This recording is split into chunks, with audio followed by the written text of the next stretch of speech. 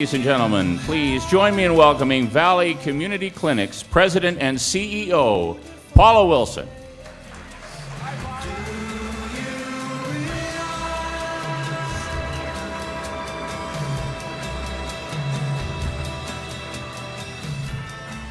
Sorry, I wanted to do that. Thanks, David.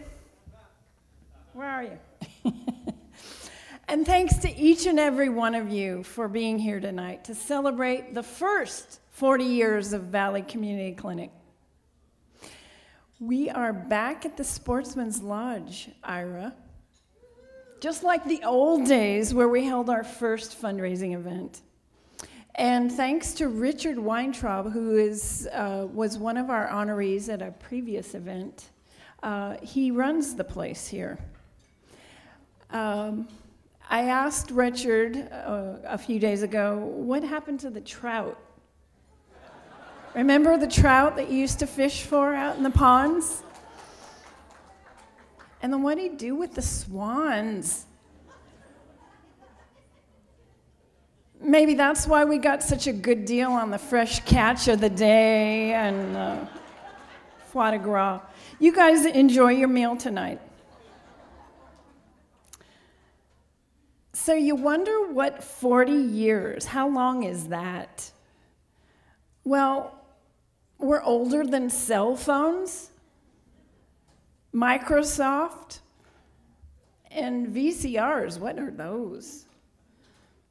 I bet more than half of our patients, and also our staff for that matter, they don't remember that cigarette ads were on television, or there was a landing on the moon, or there was a party in a pasture called Woodstock.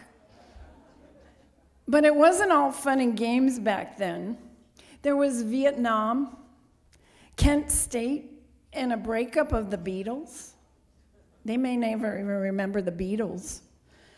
But Labor Day back in 1970, a small group of visionaries in the San Fernando Valley, they decided to make a better clinic, a better community for the San Fernando Valley.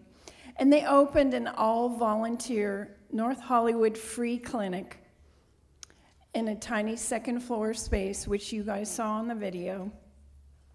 And you've already met some of those founders tonight, but I'd like them to stand and remain standing for our appreciation. Come on, Barbara. Come on, Ira. Stephanie, stand up.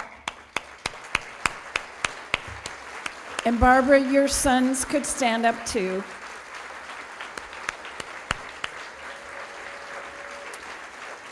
These are the leaders who've pioneered the clinic to meet the community's needs and to teach our young adults and educate and advise others to address some of their social needs and health needs. Now, by the mid-70s, there was Roe versus Wade, People magazine, and as much as my son would not realize this, but Apple computers did not exist in the mid-70s. Sorry, Tyler and Ben. Our community began to see what the Valley Community Clinic was accomplishing. Our patients topped 8,000. Optometry, family planning services, and new staff were added. And I'd like to ask the staff and volunteers from that decade to please stand up and remain standing. We were called the Valley Free Clinic back then. Okay, John Marquis, it's time for you to stand up too.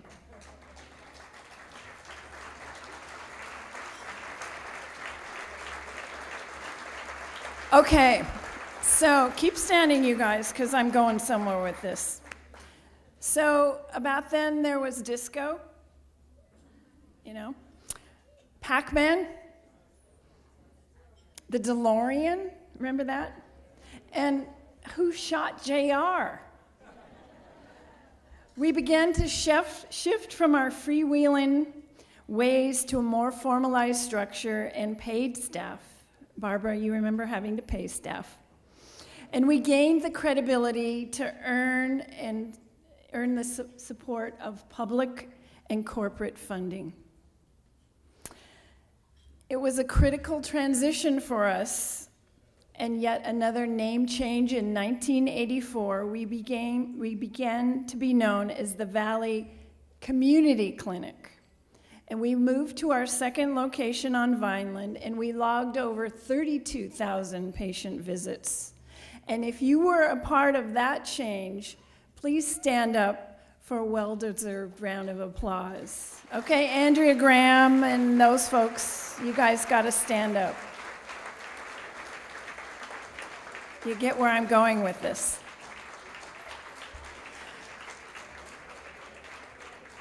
Andy, I don't know that you were then, but you can stand. Okay, so not long after the world's population passed 5 billion with a B, the feds got really tough on tobacco. Kirk Gibson was hitting his iconic home run for the Los Angeles Dodgers. We watched the Exxon Valdez disaster, and we learned the name of a mysterious form of pneumonia.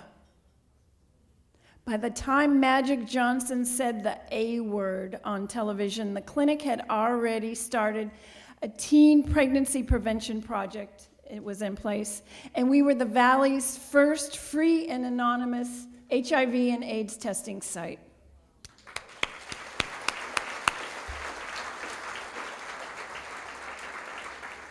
And that's when Ann Britt hired me as the development director for the Valley Community Clinic almost 20 years ago. Boy, I was in for a ride. She, and along with Diane Chamberlain and board chair, Diane, you can stand, and a board chair and one of our biggest champions, Dr. Keith Richmond, they began to push the limits of our Vineland site. And then 4:31 a.m. in the morning, January 1984, we went out in our mobile testing van to help and provide emergency care for the Northridge quake victims. I remember that. Our patient visits soared 40,000 and the recession deepened. But there were some bright spots. We added a medical director. Jane Fonda opened the door for us to the Hollywood entertainment community. And the influence of people like Sally Field, Bo Bridges, Hugh Laurie, and that little snickering phone operator in Laugh-In. I don't know, Lily's here. She can hear me. So if you were there during that time in Y2K, please stand up. Okay, Davia, Andrea, Paul Van Dyne, you guys stand up. Corbin, you're in good company. And then came our biggest financial challenge, led by folks like Linda Mazer, Davia Solomon, George Crosby, the troublemaker, Bill Burrell, Mike Bridge, our executive leaders. And we undertook a massive $5 million capital campaign. Their success meant that 9 years ago, we could move into our current location on Coldwater Canyon, and it was an already established medical facility and allowed us the space to grow into what we are today. This was the biggest expansion ever. Yeah.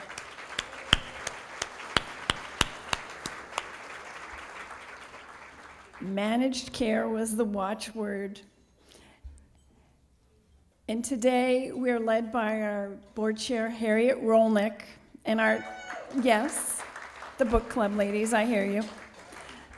And today, our tasks are converting to electronic health records and preparing for the sweeping healthcare reform that's ahead of us.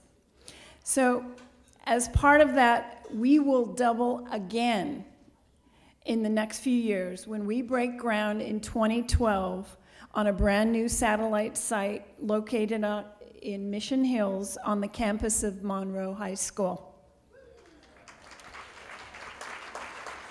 So all of the folks, the staff, Dr. Peak, Sue, Robert, all you guys, stand up. Now's your turn. Connie, teens, Sean, come on.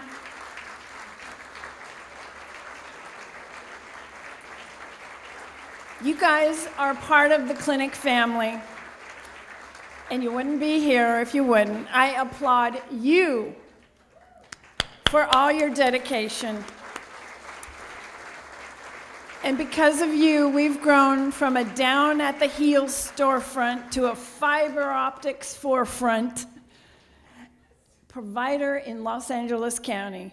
And whatever tomorrow brings, we have the staff, we have the leadership and the community support to lead it, and we will.